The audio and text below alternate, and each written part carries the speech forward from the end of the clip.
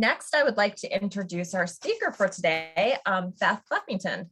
During the 30+ years that Beth spent working as a professional architect, she enjoyed working with many talented landscape professionals and also gardening as a hobby. She learned to appreciate how connection with nature and the environment can bring satisfaction and pleasure to many people. As a master gardener, she hopes to share her love of gardening with others. So welcome, Beth, and you can take it away. Thank you, Leslie, and I want to particularly thank Julie and Colleen for facilitating today. I know it's not an easy job, and for all of you for coming, because you could all be out in your garden working. The challenges of the summer garden grows out of my own experience as a gardener. There's a lot of information in this presentation. People may find something they're looking for and they may need more. So we've created the second part of this presentation. That'll be a panel presentation with a bunch of very qualified people. And we encourage you to send your questions in, other questions that you have that this meeting doesn't even touch. Come to the presentation on August 20th, and we will try to answer all of your further questions. This is a general slide about the Master Gardeners of Northern Virginia. If you want to get involved with gardening, master gardening, go to our website. It's a wonderful website. It has there's a lot of help there. Also, we do have a help desk that is open 5 days a week in the mornings, and you can contact master gardeners with your questions. We're going to be talking quite a bit about managing insects and plant diseases and weeds, and there's a wealth of information in the pest management guide that's published by the Virginia Cooperative Extension. And you can go in there. It looks just like that. This is the new cover for this year, which I think is rather nice. The 2021 Pest Management Guide. And if you know what plant you have, you can go in and look at it, and it will give you a lot of information about how you can deal with any problems that it might have.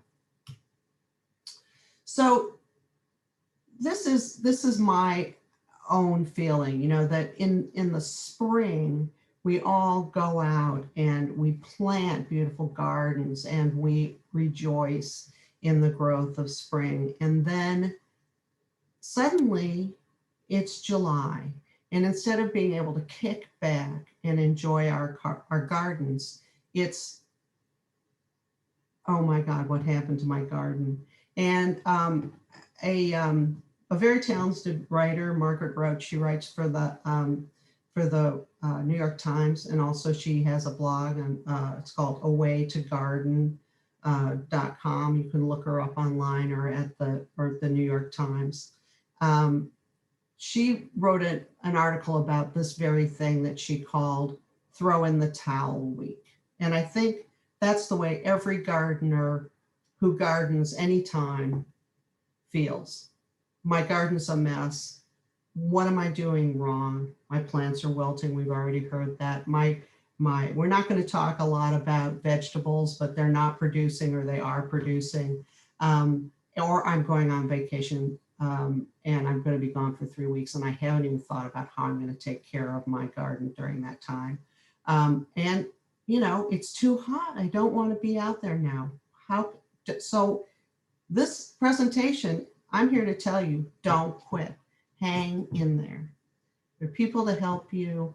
We're going to get through this. So that's the 5-step summer garden refresh is just a quickie. Then we're going to talk a little bit about weeds. Where did they come from? What to do about them right now, and what to do about them in the future. What's eating my garden, then plant diseases, and then last but not least, managing water in your garden, which is always an issue.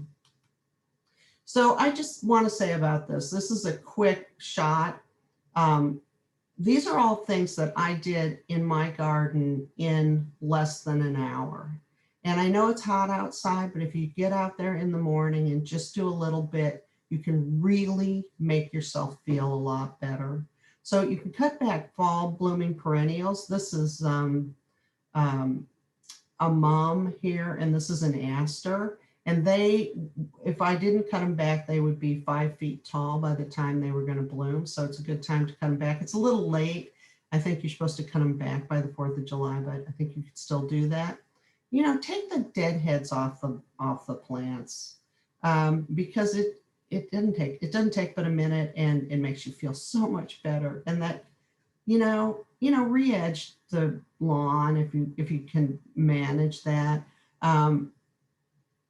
Take the weeds out of the sidewalk. They look terrible, and make your beautiful yard, and you've got weeds in your sidewalk, and really deadhead all the unsightly stuff that's around the edges of your yard, anything that's been damaged or has died back.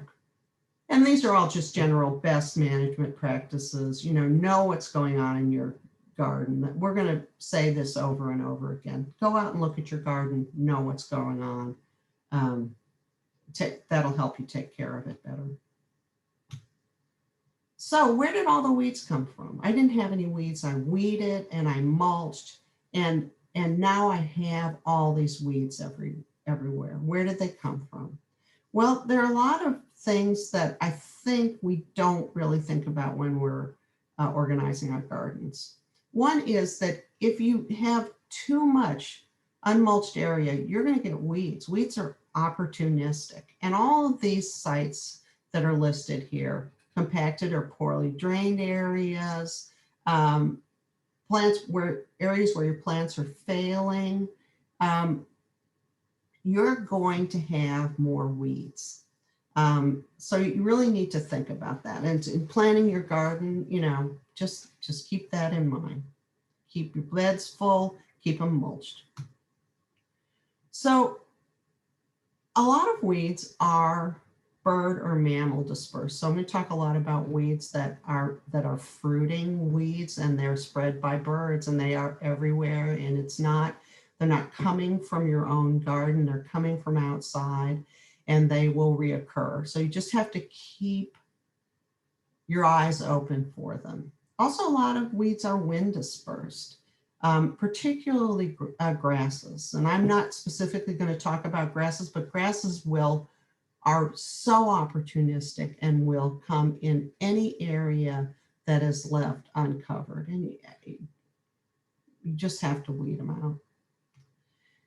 So this is bindweed, one of my personal favorites, because it is so hard to get rid of. And I have been on bindweed patrol for the last 3 years because I'm convinced that I can get rid of it. It's not really true, but I have beat it back to a greater extent. It's an invasive non-native vine. It's related to the morning glory. It has pretty flowers, and so sometimes people encourage it. It binds all over anything. And you've just got to be persistent and pull it out. But the thing about it is, you can't pull the whole root out. That's why you have to be persistent. You see this root down here in the bottom? I found one and they're deep. I dug down about 2 feet and I found a root on this bindweed that looked like a potato. Get that one out, and so it cleared up one whole side of the garden. But really, you can't get rid of it that way. But this is, I think, a very wise person told me once, if they can't, they're plants. If they can't photosynthesize, they can't live. So if you just keep pulling it out and you keep cutting it back, be persistent, you can keep it to a minimum. I think pokeweed's the same thing. Now, this is a native plant and the birds do like it. It's a good food source for them. And of course, so it spreads everywhere. The plant is poisonous, so you definitely want to keep it away from children because they're very, very attracted to the purple berries. And I remember my children were when they were small. It's very fleshy plant, and you've just got to remove it by hand. So when it's little, like this, see this little one down here, you just go around and pull them out. I mean, they're easy to pull out. They have a little tuber kind of root. Well, what you really want to do is keep it from fruiting. If you do not pull it out and you just cut it off, and I have to say I recommend that for anything you just don't have time to deal with. Just cut it off. Just cut it off. But this is what happens if you let those roots, the one on the lower right, That's what happens if you let the roots stay in the soil. It'll continue to grow and spread and get a widespread root system. And the roots can overwinter. So you don't want that coming up in the spring. Porcelain berry. Now, I have to say that when we were preparing for this, Colleen said to me, oh, I have porcelain berry and the birds really like it. Well, the birds do really like it. It's an extremely invasive plant. The berries are pretty. It's sold. You can buy it on Amazon today. It's sold as an ornamental. It spreads by seeds and it's readily eaten by birds and small mammals. They like it. It's related to the grape, the native grape, but it outcompetes the native grape. And it outcompetes everything. And you'll often see these plants. They are the ones that are growing up the light poles, and they're going across the street on the power lines, and there's nothing to stop them. So do what you can, cut them back. I cut them off at the bottom. I had a bad infestation, and now I'm down to a few plants. When I see them, I just cut them off at the bottom, and I don't let them fruit. And that's what the berries look like. I mean, they're actually, it's an attractive plant, and it's a shame. Yeah, it will germinate several times a year. It'll keep germinating from the seeds. So just keep after it. Okay, well, poison ivy, I mean, nobody likes poison ivy. It's kind of like mosquitoes. And yet, you know, it's a native plant, and it's an important food plant for a lot of birds and animals. But of course, it is really, really toxic. It's the oil that is on it, which is why the leaves are glossy. And I really put this in here because I feel like a lot of people don't recognize the plant. When I was a little girl, my mother was like the nature walk at camp. And she was not allergic to poison ivy. So she would pick it, but don't ever do that. And don't think you're not allergic to it, because you can develop a sensitivity at any time. The thing in what I think is that it looks like a little mitten, that one of the leaves, and it may not be every leaf on the plant, but one of the leaves will have this little like thumb sticking off. And of course it turns beautiful. This is what poison ivy looks like when you get it. And I've had it several times, and it's unpleasant. But people get it off the vines because they don't realize the hairy vines on the trees are poison ivy, and it all has this oil on it. Don't be deluded into thinking that you're not allergic to it, because you probably are. Don't touch it. Don't burn it. The oil can spread in the smoke. If you think you have it, if you break out, I would go to a doctor, because they can give you steroids that'll help control it. The only thing to do is to remove small plants, and I mean glove up, put your whole suit on, you know, tape your gloves to your wrists, and pull those things out. I think you need to get a professional for established plants or large vines. I would. It's that bad. So horseweed's a new one for me. It's one I've just started getting in my yard recently. I don't know why. It seems like it's more of a field plant, and obviously I don't live near fields. It's not an unattractive plant.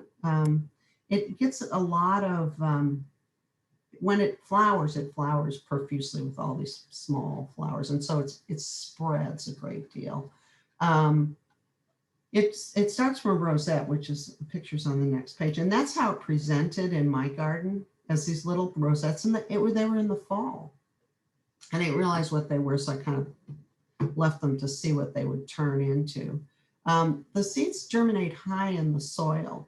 So if you were to till the areas where it was growing, it would be effective for control, but they're very herbicide resistant. The best thing to do is pull them out when they're at the rosette. Once they get the column, once they get this, they grow very, very fast. And then if they bloom, they're very hard to get rid of. So really it's identifying weeds before you use any kind of chemical control. Use mulch to suppress them.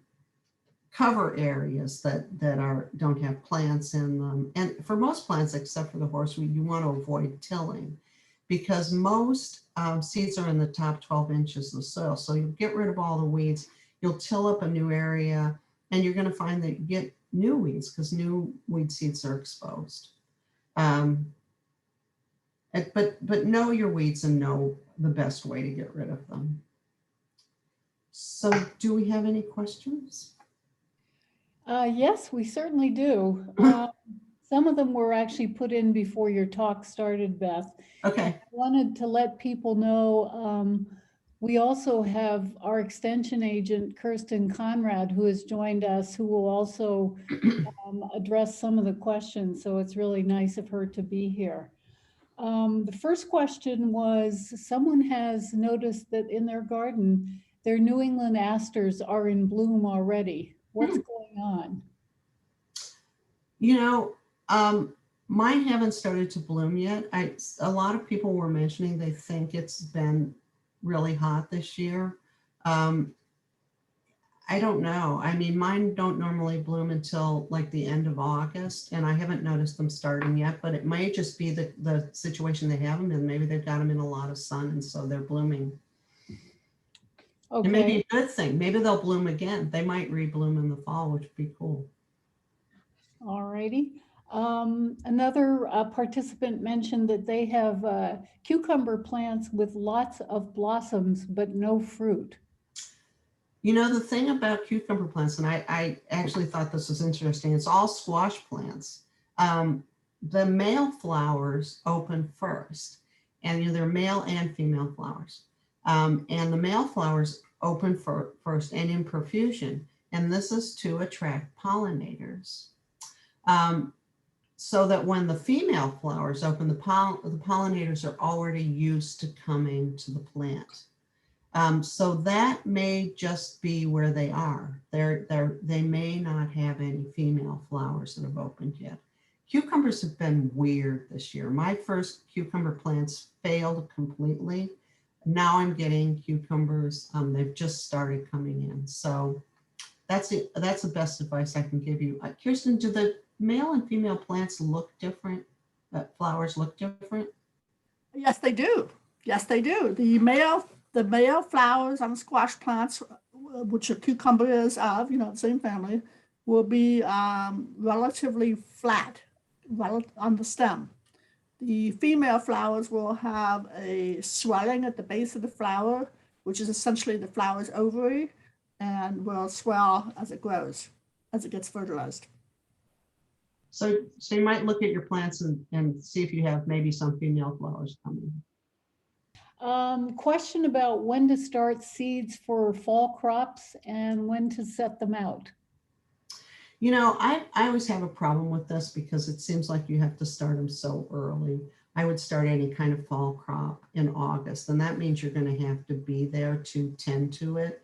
My son started a lot of fall crops last year in September, and most of them didn't mature. And that's going to depend on the weather of the year. If we get one of those long, lush falls where we have a lot of warm weather until Thanksgiving, then, but as the days get shorter, the plants just, even if it's warm, will tend to not mature properly.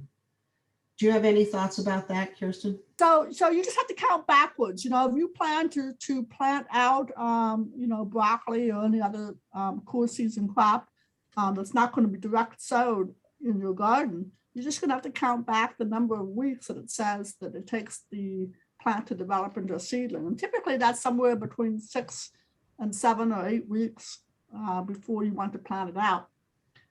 We have a very helpful planting chart available to you, and I think we'll put that link into this chat box so that you all can have it.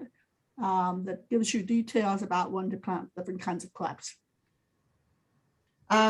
So again, so now we're going to talk about insects. We haven't even talked about insects yet. So we've talked about insects, but we're going to talk about them now.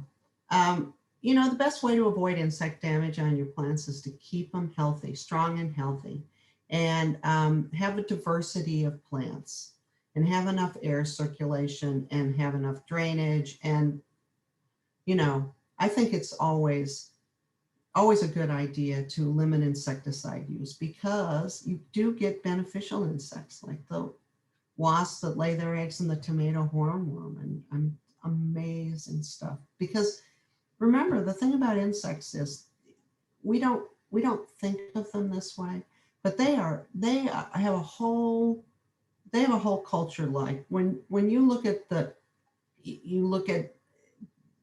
you say, well, we're predators and these animals are prey animals. The same thing is true for insects. They have a whole culture from, you know, algae to praying mantises, and everything eats everything else. So what we want to do is encourage them to eat each other and limit the damage to our plants. So certain insects prefer certain plants. They truly do. You have to know your plants and know the likely attacker. So we're going to talk about fall webworm, which is different from the springtime tent caterpillar. We're going to talk about lacebug because a lot of people, although lacebug is a spring phenomenon, you're going to notice the damage on azaleas and crepe myrtles now. Japanese beetles, everybody's favorite insect, I know. Slugs, because they are an inevitable part of our lives. And then we're going to talk about scale and sooty mold, which is a very complex phenomenon that impacts a lot of plants. And I know a lot of people are dealing with it this year. I've seen a lot of things on our chat line, on our Master Gardener chat line, our email website this year. And so I know a lot of people have had on various plants, and it impacts a lot of plants. So fall webworm. I discovered fall webworm because actually I had it on a tree, and I was surprised by it because I think of the webworms as being a spring phenomenon. Well, they're completely different. Now, the fall webworm is on the tips of the branches instead of being on the crotch, and they are not nearly as destructive as the ones in the spring. And so it's really, insects amaze me. The larvae eat the leaves on the tree where they hatch, and then they go into this at night. They eat at night, and then during the day they go into this web. And in the web, the birds can't get them. They're protected from the birds. They don't really do a lot of damage to trees, but they're pretty unsightly. So the amazing thing is that if you pull these, if you can reach them on your trees, and mine were on a red bud and they were relatively close to the ground, you pull open those webs, just, you know, using a tool and pull it open, it'll break open. And I mean, the birds will be there in 2 minutes to eat those caterpillars. They're just like a feast. I don't know how they know. I don't know how they sense it, but you want to talk about things birds like to eat? I'll tell you, they love to eat caterpillars. And so this is what it looks like. It looks like a white moth. It'll pupate into a white moth, and it'll go in and it'll lay its eggs on another tree, and it'll be back. It's more of an aesthetic problem. So if you reduce litter around the affected trees, because they'll be laying their eggs on the leaves, and check leaves in the early spring for egg masses, they're not really so damaging that any chemical control is usually recommended. So the azalea lacebug, well, I mean, it's just such a common pest around here, and it impacts other plants as well. And there's a lot of species, and each species has a preferred host plant. So it's more of a problem on azalea because azalea are semi-deciduous, so they keep a lot of their leaves, and the eggs overwinter on the back of the leaves, and so anyway, it looks like this. And I mean, that's how you can really identify it. I mean, I don't think I've ever seen an adult lace bug, but these are images of them. I mean, look at them. They're beautiful, amazing. I mean, they're tiny, and so you don't really see them that way.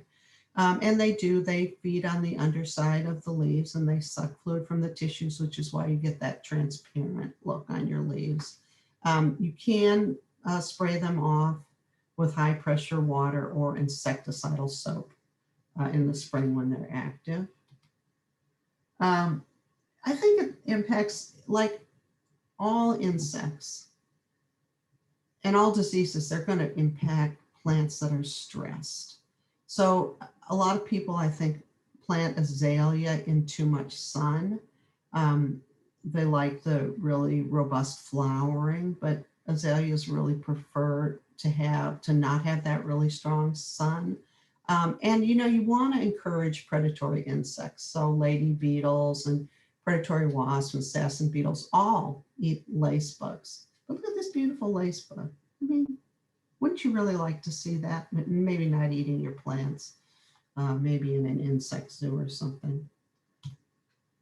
So Japanese beetle, I mean, it's really a pretty insect, but kind of disgusting. And I think that I don't have roses anymore, but when I did have roses, I always had at least some Japanese beetle.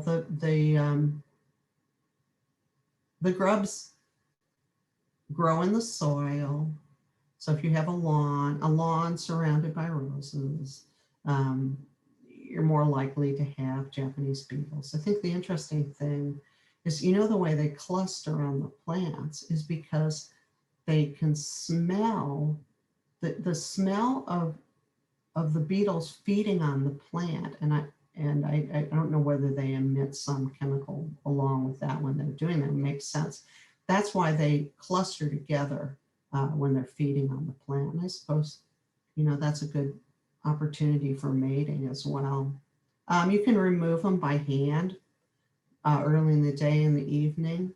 But the traps, which are highly commercialized, only attract more beetles. So you're just going to be attracting more beetles to your yard, and you don't want that because you will just inevitably end up with more grubs. I find a lot of the grubs in the soil, and I've also found that, the robin in the spring follows me around because he knows that if I find grubs in the soil, that I'll put them out on a rock for him. And I'll tell you what, he comes and gets them right away. It's something about that they can sense that it's right there, and they want those grubs. And they're there to help you out. So there are things to disrupt the grub development in the soil. Again, this is something you really have to look into because you have to apply it at the right time of the year and in the spring before the grubs are developing, and it's very specific. So you probably want to check the pest management guide for recommendations from Virginia Tech. So slugs. So everybody has slugs. They are not the most beautiful. They're very efficient in their own way. They decompose debris and hollow away dead insect bodies. They are found in cool, damp places. They love hostas. They love soft plants that have trailing leaves on the ground. They are nocturnal. You can pick up rocks during the day and find them hiding underneath the rocks and just take them and destroy them. They're attracted to beer and will fall into a dish and drown. And so that's what this lovely picture down here on the right is. But then I think you kind of have a disgusting bowl full of dead slugs.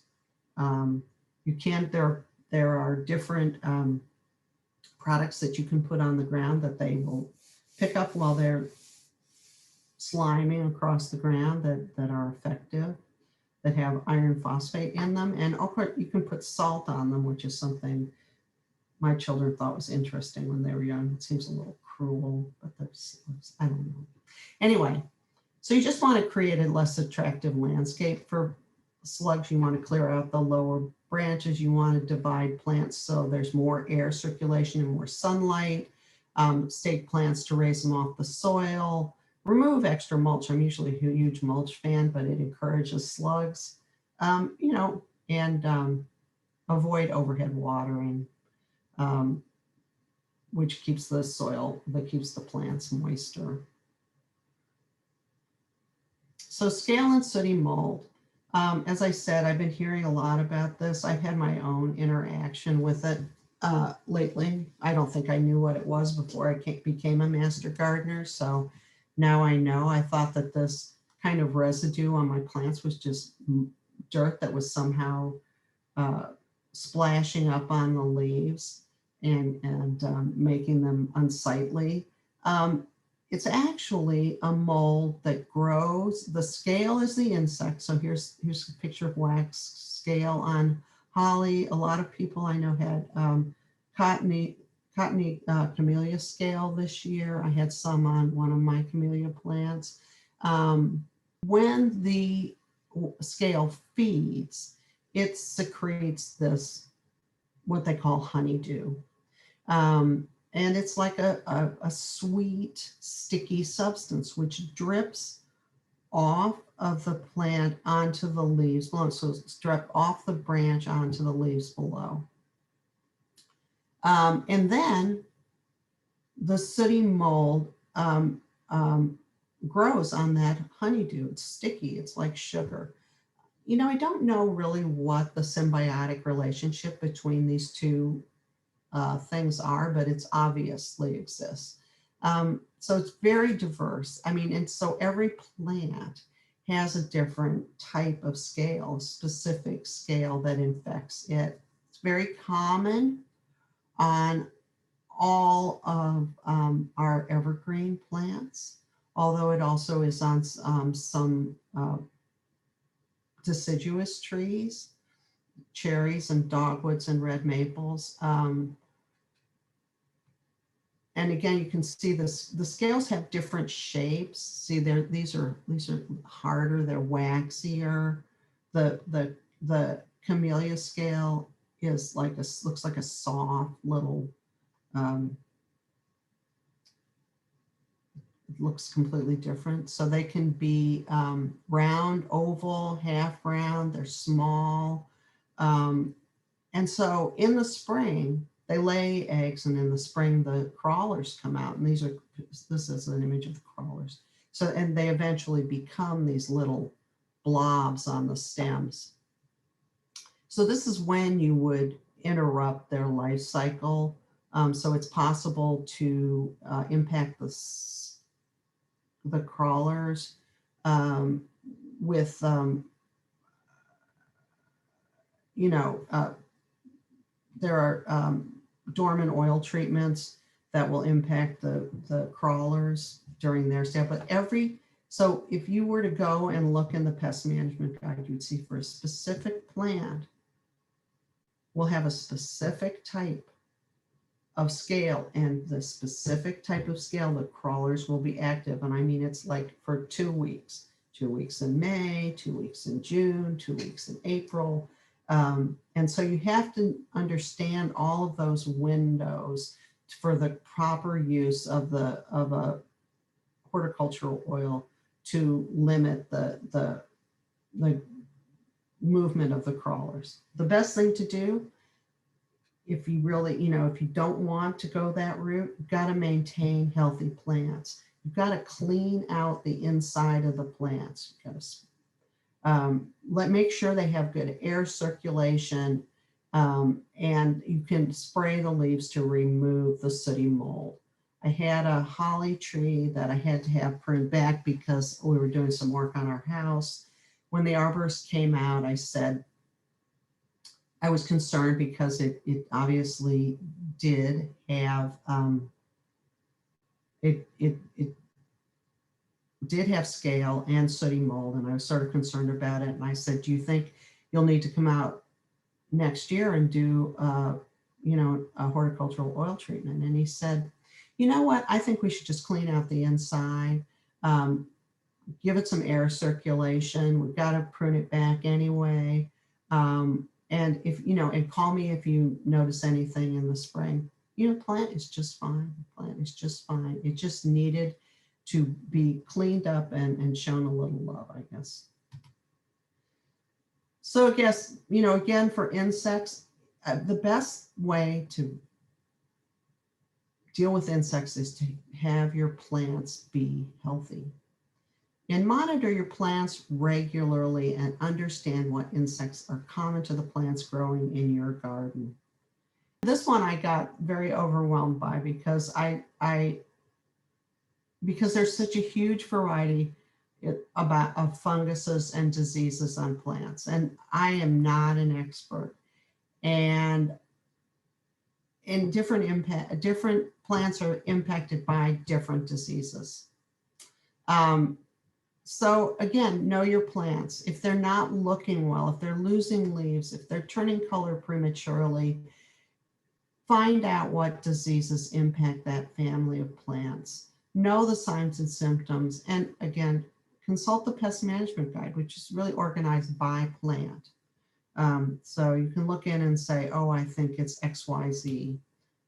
This azalea here in this plant, in this picture on the front, this is my garden. Last fall, that plant got bacterial leaf spot, and those are cucumbers next to it, and I had cleared all that out, and it would been really wet, a lot of water splashing up on it, and it got bacterial leaf spot. And I looked it up, and I realized the only thing to do was cut it all the way back, get rid of clean everything up around it, because the plant is looking, of course, it didn't bloom this year, but the plant is okay. The plant did okay, made it through. And I think that's, you know, if I hadn't noticed it, it could have been a lot worse. So be aware, be aware. So we're going to talk about some very, very common things: powdery mildew, which everyone has, black spot,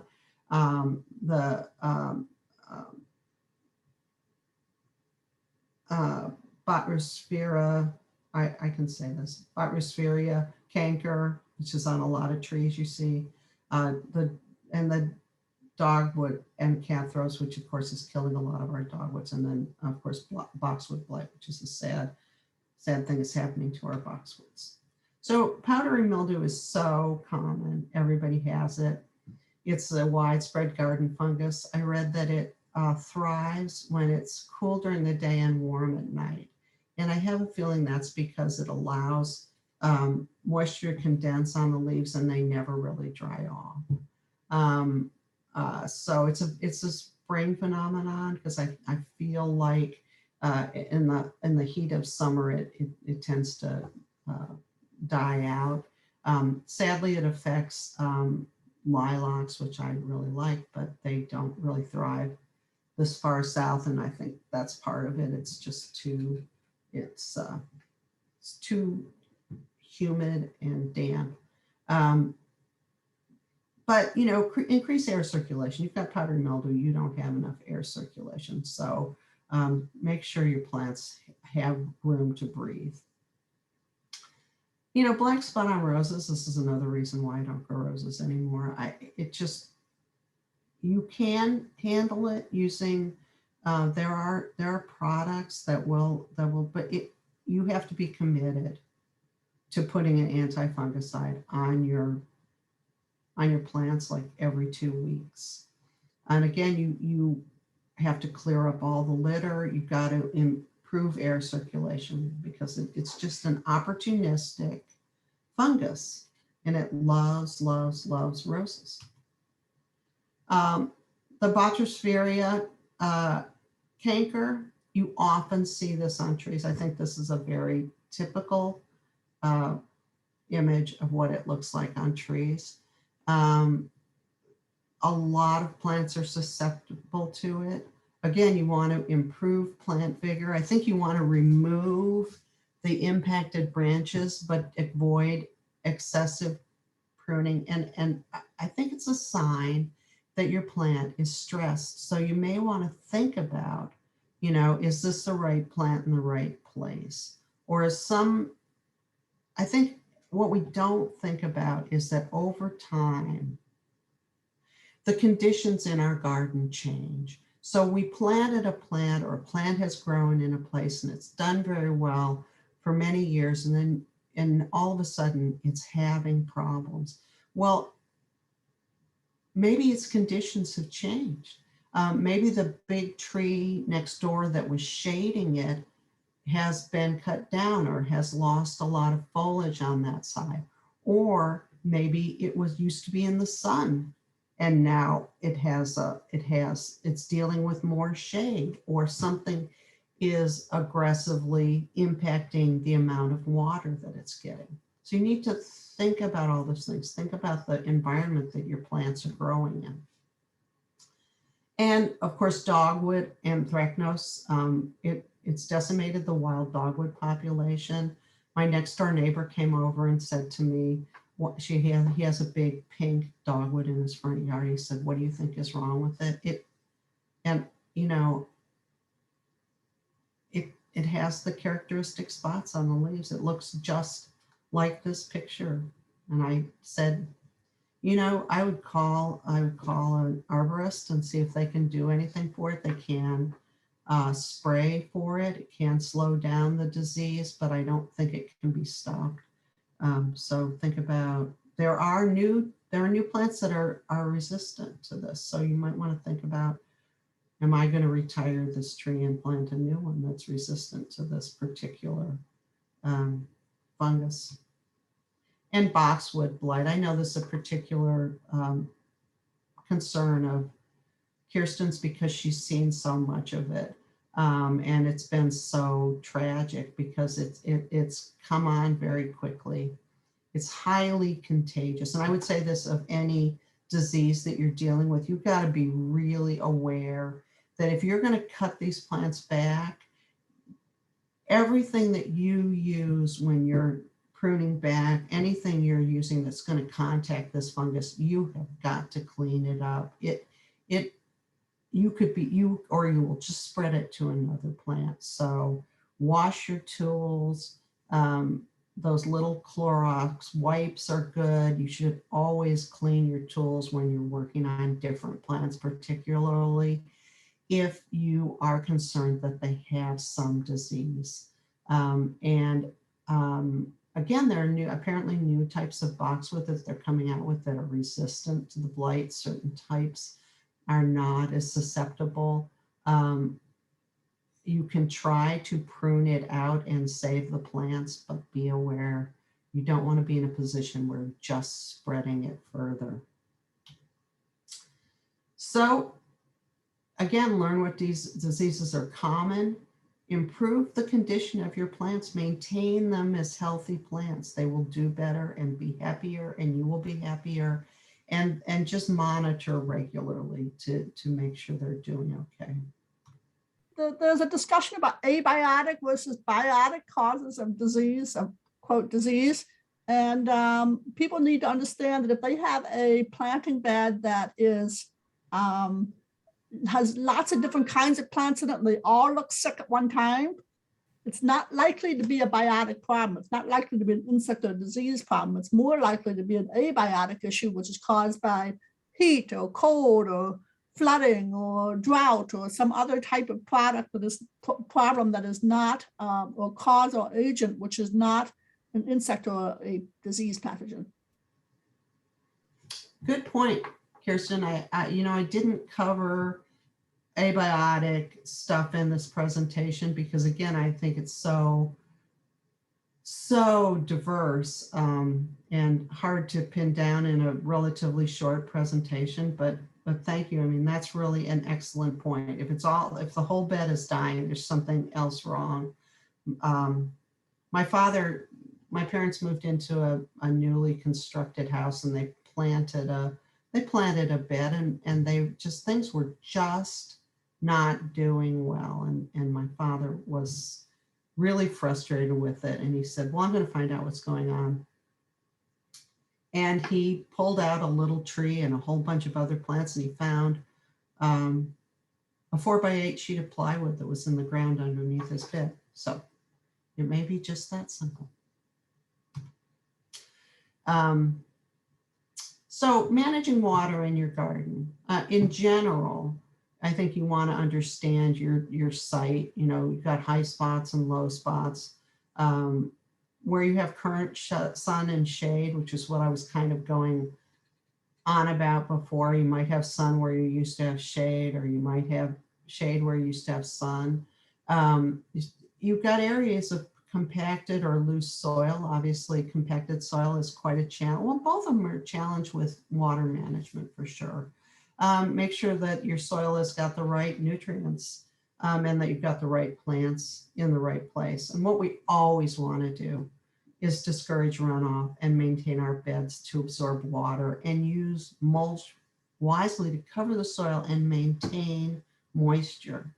So this is this whole genesis of this presentation was my waking up one day and thinking, oh my God, I'm going to be out of town for 3 weeks, and I haven't figured out how I'm going to take care of my garden while I'm gone. And so besides having really good friends who can help you water your garden while you're gone, you got to be there. We got some immediate solutions. So I said before in the presentation that I had a slide.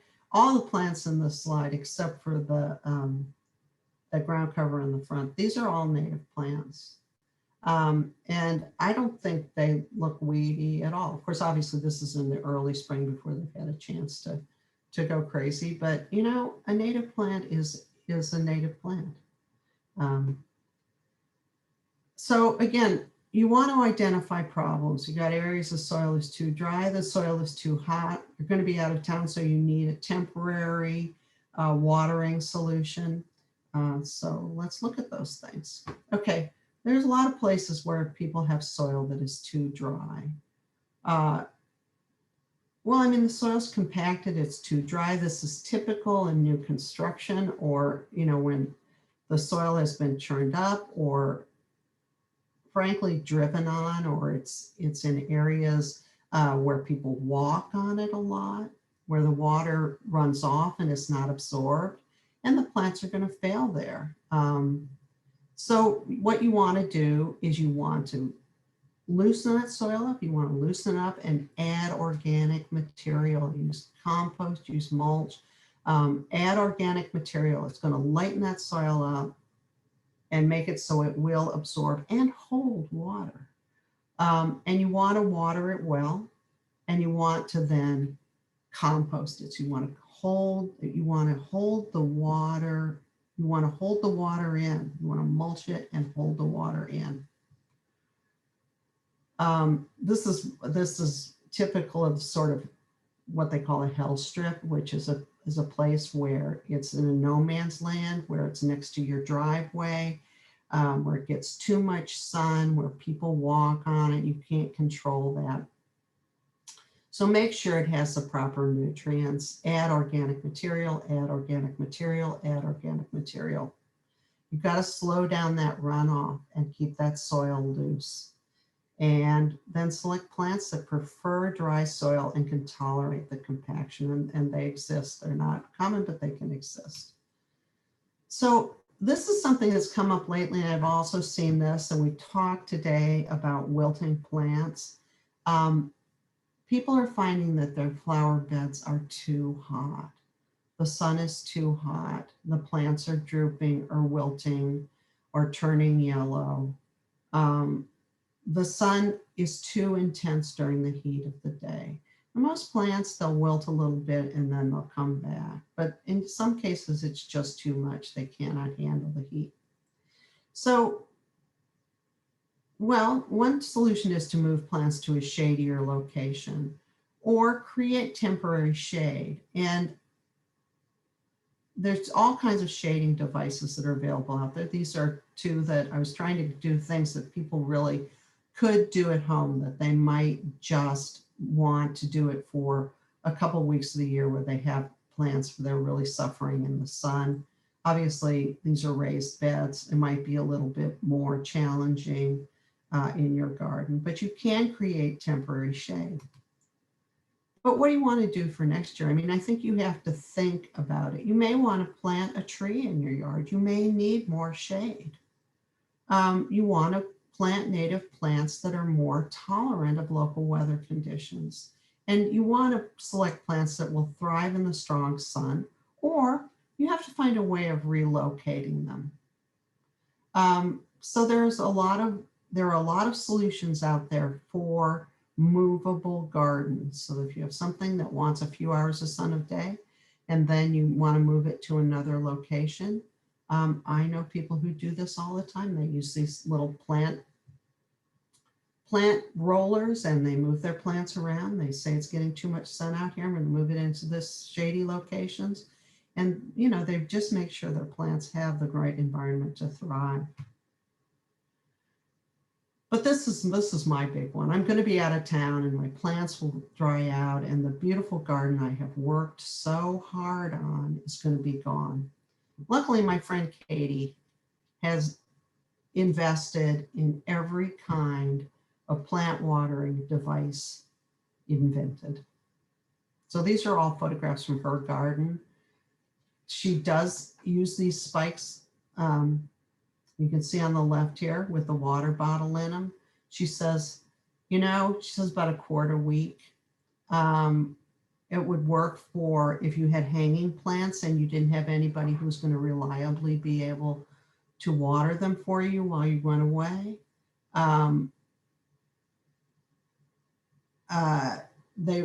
She has some plants that she uses them on all the time. But you also want to, you know, if you're going to be away, think about it. You're going to water the plants intensely before you go, and you're going to mulch or compost all those plants to make sure that you're holding the water in the soil. Another thing which works really well, and again, Katie uses this throughout the year, she has soaker hoses. They're hooked up to her rain barrels. They slowly release moisture into the soil. She said, you can take a picture of this, but these should be covered. The soaker hoses should be covered. But whenever I cover them, I forget where they are and I end up digging them up. So she doesn't cover them anymore. She's also got a drip irrigation system for her hanging plants, which is what the timer on the hose bib is for. Is that she keeps that drip irrigation going all the summer. She never waters any of her plants on her porch at all because they're all handled by this drip irrigation.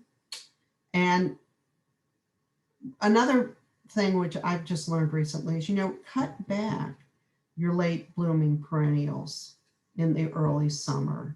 And so they won't be taking up as much moisture. They don't need to keep growing at that rate. They will continue to grow and bloom later. And if you want to harvest your vegetables early and store them in a cool place, you can always harvest tomatoes that are pretty mature, for instance, and keep them inside and they will continue to ripen. And again, water deeply and mulch. Again, these are the best practices, which we keep saying over and over again. Just, you know, mulch, watch, take care, irrigate in the morning, irrigate deeply and infrequently, and make sure your plants have a successful summer. I think that's the last. Okay, we have one or two questions still remaining. Somebody asked, there's a movement now to leave leaves for compost and to preserve plant stems so that insects can overwinter. And that seems to be in conflict with the recommendation to clear mulch to avoid pests and plant diseases. So how do you negotiate between those two? I absolutely agree with that. It's in conflict. And so it's like, I agree with that. I think, I mean, I'm more concerned about cleaning around a plant that I think has disease than insects, because I really don't, well, I don't actually have either in my garden, but I think one of the reasons that I don't have much insect problems in my garden is because they really do take care of each other, that I have diversified plantings. And I think that, you know, it's an insect eat insect world out there. And I think the birds get them as well. So I think if I had a plant, like if I knew that I had azalea plants that had lacebug on them, the lacebug, you know, well, actually not the lacebug, because that's going to be on the plant. The crepe myrtles, you know, lose their leaves. So you might want to clean up the crepe myrtle leaves if you have a problem with lacebugs. So I think you have to be intelligent about it. I also do, when I deadhead my plants in the fall, I do stack those the remains of that over to one side. So I do, if the plants are over, I mean, if the insects are overwintering in the plant stems, they've got a place to hole up. So yeah, I mean, I think again, I think there's a range of, you gotta, you know, you're gonna do some stuff and sometimes it's not gonna be the right thing, so. Good luck.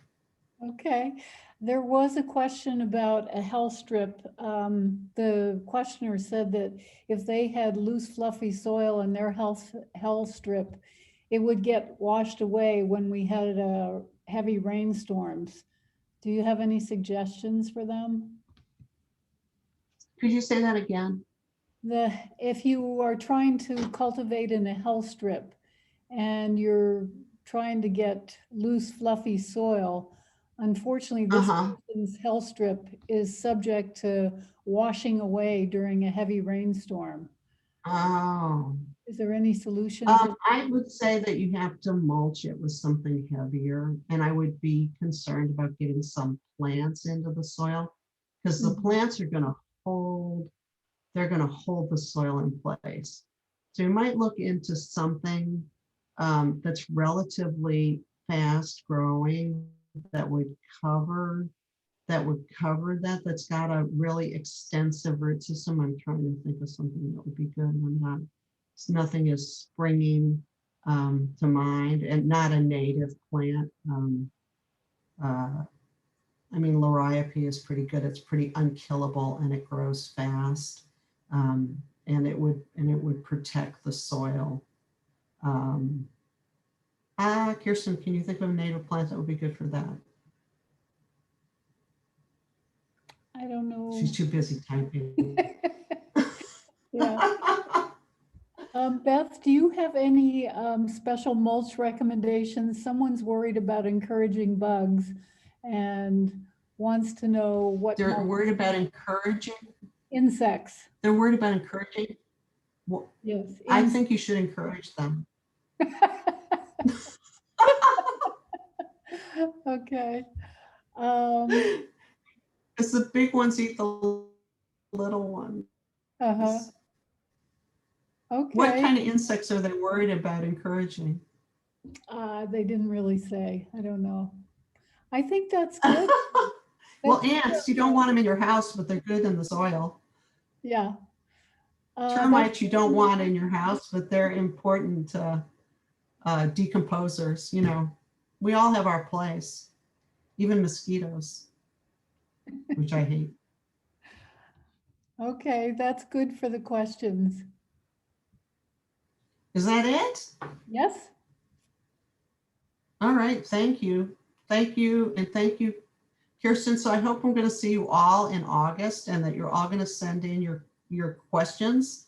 Once again, this is the This is the information about the second class, the Challenges of the Summer Garden Part 2. And here's the website that you have to go to. Now you will have to fill out a form about your plant and its condition and send us some photos so that we can adequately answer your question. But we want to really help you with your gardening questions, and we've got a panel of highly qualified experts, among them Kirsten Conrad, who knows all,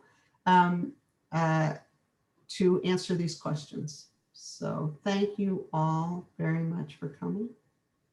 And it's thank you, been my Beth. pleasure. Yes, Question, thank you, Beth. Beth. Go ahead, Kirsten. Are we Beth, good? there was a question from somebody who'd like to see the poison ivy rash again. The slide. Oh, okay. I would be honored to show the poison ivy rash again. It looks like little blisters, and it can look worse than this. It can, there it is. You see, it looks like little blisters, and it looks pretty inoffensive at first. It's raised and red and incredibly itchy. Now, it is not true that if you scratch it, it'll spread, but the problem is that you've probably already spread it all over the place because you have had the oil on your skin.